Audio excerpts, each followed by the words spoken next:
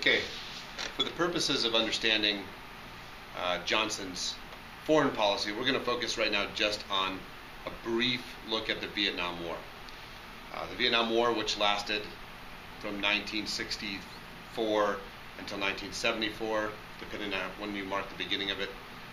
It actually was going on for a decade prior to 1964, but I'll tell you in a moment why I chose that as the beginning date. And we're focusing right now just mainly on Johnson's involvement. So initially, for a little background information, Vietnam is in Southeast Asia, and they were struggling for independence from France. And the French left in 1954, and there was a power struggle in Vietnam to see who was going to control it. And because of the climate of the 1950s, there was a communist faction and a democratic anti-communist faction. In the early 1960s, we supported Diem, Ngo Dinh Diem, who was an ardent anti-communist, but he was not very democratic. He was a Catholic and had incredibly harsh treatments toward the Buddhists of Vietnam. But he was the first leader of South Vietnam, the Republic of South Vietnam. When Johnson takes over the presidency in 1963, we're in the middle of offering police action and police support for South Vietnam against the North Vietnamese. But in 1964, there's an incident in the Gulf of Tonkin which is still disputed about what actually happened. There was a U.S. ship was perhaps being trailed, perhaps being attacked, maybe shots were fired. It's not entirely clear. But what we do know is that Johnson used the Gulf of Tonkin incident to get Congress to issue the Gulf of Tonkin Resolution. The Gulf of Tonkin Resolution was not a declaration of war, but it gave Johnson incredible power to, as the executive, to lead the war effort in Vietnam. This is a very controversial enactment because it allowed him broad imperial powers as a president. Initially, there is support in the United States for the war because of our fear of communism. We have something during the time that's in the mind of a lot of people known as the domino theory. The domino theory, I don't think I have the domino theory on the list of terms, but you should write it down. It was the belief that we held that said,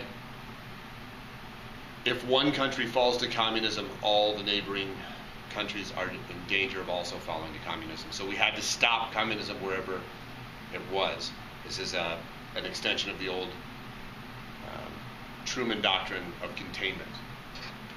So, but as the war goes on and more people are being drafted and it's being televised, it doesn't appear to be as successful as our leaders are telling us. And so even though officially General Westmoreland is saying things like, we're going to have this wrapped up within the next year, and the war is almost over, I can see the light at the end of the tunnel, the news is telling a different story. In 1968, an event happened called the Tet Offensive. We had a ceasefire agreement between the United States, the South Vietnamese, whom we're fighting with, and the North Vietnamese, that on the holiday of Tet, which is the New Year, there would be no fighting for 2 days. The North Vietnamese communists violated that and attacked a lot of South Vietnamese and American bases throughout Vietnam. We lost some ground that we eventually militarily regained, but it was a blow to our confidence and to American support for the war. And then something worse happened. Later that year, something called the My Lai Massacre occurred, in which American soldiers attacked a village, claiming there were communists in the village, and killed hundreds of people. And pictures were taken, and it turned out later that it was almost entirely children and women, and there was no evidence that there was international or that there were communists in the village, or many.